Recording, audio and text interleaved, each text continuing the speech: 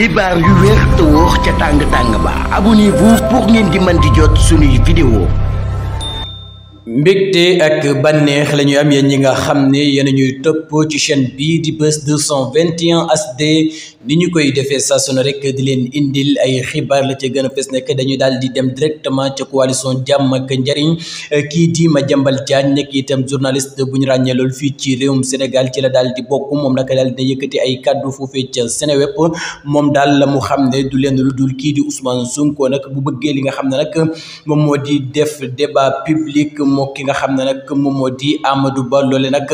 dana ko daal di yembal kon nag moom Madiambal Diagne la mu bëgg daal ki nga xam ne moom moo di Ousmane Sonko bu fekkee daal am na fit waaye itam bu fekkee xam-xam bi nga xam ne nag mi ngi koy daal di woote am na ko na daal di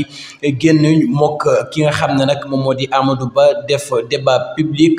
bu ko defee nag bu boobaa danañu xam kan mooy donga bi waaye itam ak kan mooy sëriñ bi kon Madiambal Diagne nekk itam journaliste ñu investir ko foofee ca liste jàmm ak njariñ ci liste nationale bi moom nag yooyu le kàddu la daal di yëkkati